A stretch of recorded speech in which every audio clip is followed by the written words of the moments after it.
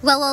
Hello mga Bebshi! For today's mini vlog mga Bebshi ay gagawa naman ako ng bagong recipe na isi-share sa inyo. Napakadali lang nitong gawin at napakadali lang din ng mga ingredients na ating gagamitin dito. Para malaman mo ang recipe na ito, tapusin mo lang itong video hanggang dulo. Simulan na natin! Dito sa ating mixing bowl ay maglagay tayo dito ng 4 na itlog, pero dapat separated itong ating egg yolk at ang ating egg whites. Una, ilagay muna natin itong egg whites sa ating mixing bowl. Tapos ay mix natin ito gamit itong ating wire whisk. Kung meron naman kayo dyang electric mixer, well, pwede nyo yung gamitin. I-mix lang natin ito hanggang sa maging foamy na nga din ang kanyang texture. Sunod ay maglagay tayo dito ng 1/2 cup ng white sugar. Paunti-unti lang muna ang paglagay mga Bebshi. Tapos continue lang din sa pagmix hanggang sa maubos na itong sugar. Insaktong na-mix na natin itong ating sugar, ilagay na din natin dito ang ating egg yolks, 4 tablespoon ng oil, 1 teaspoon ng vanilla, and then, i-mix lang natin ito ulit. Masarap itong merienda mga Bebshi at sigurado akong magugustuhan ninyo ito. Lalo na sa mga mahilig dyan magkape, ito ay the best na partner sa coffee. Insaktong na-mix na natin itong ating liquid ingredients. Ilagay na din natin dito ang ating rice flour, 1 cup lang mga Bebshi. Ito ay maliitan lang naluto mga Bebshi. Kung gusto nyo naman na marami, pwedeng i-double nyo ang mga sukat nitong ating mga ingredients. Pampaalsa nitong ating mixture ay maglagay tayo dito ng 2 tablespoon ng baking powder. At dahil tapos ko na nga din itong na-mix, sunod ay ilagay ko na dito sa aking mga molder. Magpahid lang tayo dito ng butter or pwede din naman na oil. Nang sa gayon na hindi dumikit itong ating mixture sa ating mga molder. Isa-isa ko na nga din nilagyan itong aking mga molder. Kung meron naman kayo dyang cupcake liner, pwede nyo yung gamitin, ilagay dito sa inyong mga molder. Sa akin, plano ko talaga sana yung lagyan ng daon ng saging, pero wala na akong time. Pagkatapos ko namang nalagyan yan lahat, ay nilagay ko na ito dito sa aking steamer. Pagkatapos ay sinalang ko na ito dito sa aking mainit na tubig. And then, steam lang natin ito for 20 minutes. After 20 minutes, luto na itong ating puto cake. At luto na nga din ito mga Bebshi, kaya naman ay hinango ko na nga din ito. Kung titingnan natin itong ating puto cake mga Bebshi ay napaka-plain lang talaga niyang tingnan. Pero pag natikman mo na ay nako, napakasarap nito mga Bebshi. At totoo talagang para kang kumakain ng cake na may puto. Nag-steam ako ulit dito ng natitira pang mixture. At habang hinintay ko yan na maluto ay kumuha nga muna ako dito ng daon ng saging. Naisipan ko lang kasing lagyan siya ng daon ng saging dahil napaka-plain lang talaga niyang tingnan. So depende na din yan sa inyo mga Bebshi kung meron kayong gustong ilagay na toppings para sa ating puto cake, nasa sa inyo na yan. Pwedeng caramelize or anything na matamis. At dahil hindi pa nga din nag 20 minutes kaya naman ay nagwalis-walis muna ako dito dahil marami nga namang dahon. Para din naman malinis itong aking area of responsibility. Ganun. Ayan na at luto na itong aking puto cake. Napakadali lang gawin. Napakaliit lang din ng mga ingredients na gagamitin. At sigurado akong masarap ito mga Bebshi at magugustuhan ninyo ito. Siyempre sa mga nagninegosyo dyan, pwede nyo din itong inegosyo. At isama nyo na din ito sa list na inyong mga kakanin recipes. At dahil luto na nga din itong aking puto cake, kaya naman ay dadalhin ko na ito nila madam para naman yung patikman din nila.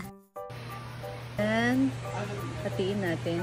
That's all mga Bebshi, ang sarap nga. Kaya naman ay abangan nyo na lang din ang mga reaksyon ng Easy sa luto ko nitong puto cake. Kung nagustuhan nyo naman ang aking recipe ngayon, comment down below and pakishare na din ako. That's all mga Bebshi, bye! Dilaw na. Picture na video. Lagi siya texture More siya gapas. Ano yung tsura? Tawag ulit. Bakit ka na? Hoy! Lain maniglami? Hoy! Ano siya? Itlog? Puto cake. Kuan siya dam. Rice flour. Ha? Rice flour. Na itlog. Itlog na itlog. Very, soft and tender. Huh? Sabi kayo Mara? Tsada ang kuko. Wala. Thank you, dam.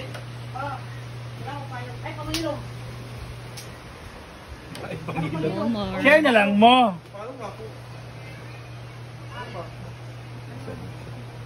Hi!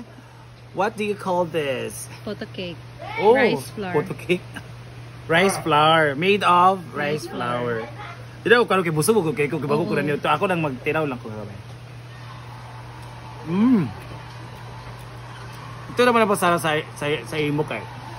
This is a perfect balancing ba, no? Sa sweetness, no? Hindi talaga siya super sweet, kaya masarap siya. Kaya masarap siya do sa kape, isaw-saw sa kape. Yan. Yung texture niya. So lang, ito, pero pag puto sa sa middle, it's hard na layo. And it's very clean. Ang ganda niya kasi Wala yung toppings. pero yung kumakain ng grabe. So congrats Ivy for this. Thank Another potahe. Congrats. Potahe? Mel. Recipe.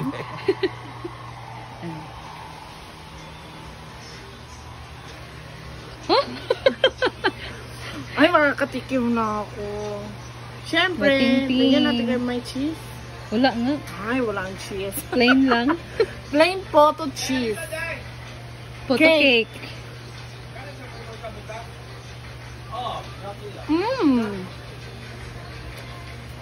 I taste better than milk. May milk to? Wala. Imaginary. Pero masarap. I thought meron siyang milk. Hindi ba, Bessie? Hindi pa tinaw. Thank you so much for this recipe. Ang sarap. Parang ano lang to, konting ingredients. No. Oh. Masarap na siya, guys. And Beshi. Huh? Bakit ganun? Beshi, titikman na natin ang iyong ano. So, titikman natin, of course. Photo cake.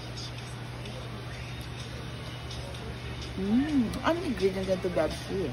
Rice flour. Oh, Egg. you use rice flour. So, nalalasahan natin ng rice flour. And it's very, very scrumptious. Huh? Delicious. I love it.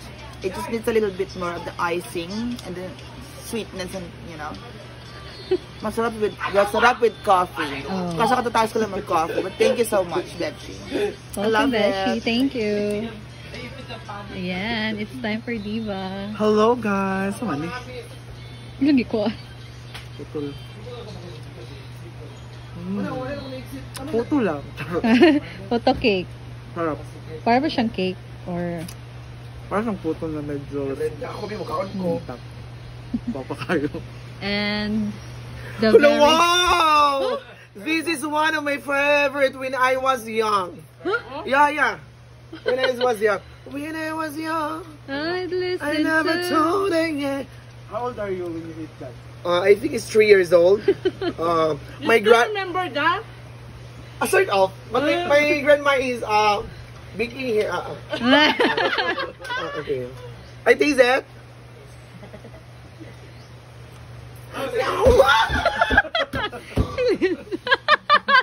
Samok. Naalala mo yung ano, nakaraan? Wala niya. Naalala yung nakaraan? Ano siya dahil gapas, pero. Tanawa na.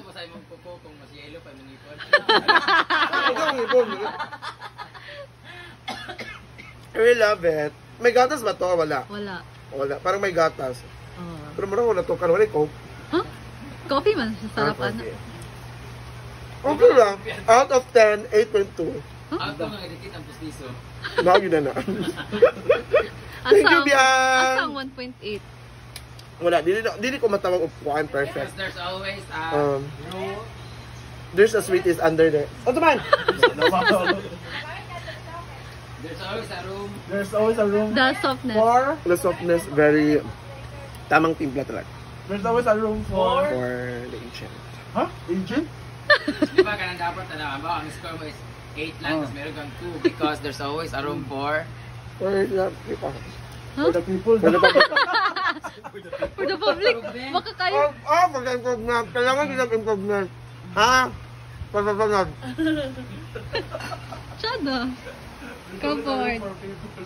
Ngayon ako. Huh? Ano? Nang patolo. Chada yung koko. Saan yung pag-ilo? Wala, pinapahin ko. Huh? Kasi ang kaya nila, sila Argel tsaka si Britney man daw kaya lagyan naman. Uy, si Bako. Ako, ano naman good siya. Oh. Kanilang siya drink of part.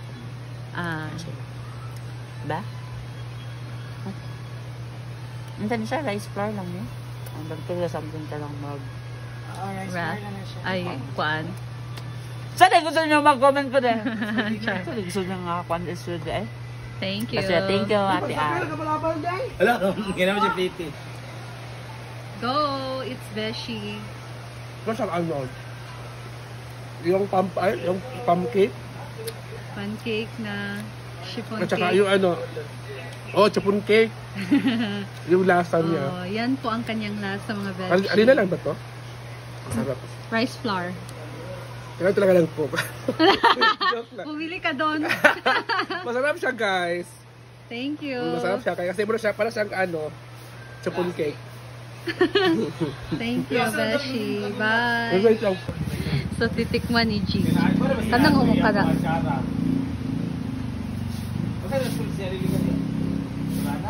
Anong masasabi mo? Sayang. Kasi ta, kuan sa kape. Oh, kape lagi. Kasi kuan. Ang sa'yo mong mahalin tulad sa iyang lami. Sayang. Chiffon cake. Chiffon cake, no? Okay, oh. Humok lang kayo itong kuan. Ha? Humok lang tayo. Oh, humok lang to siya. Pero yung kuan cake, chiffon cake. Thank you, Jig.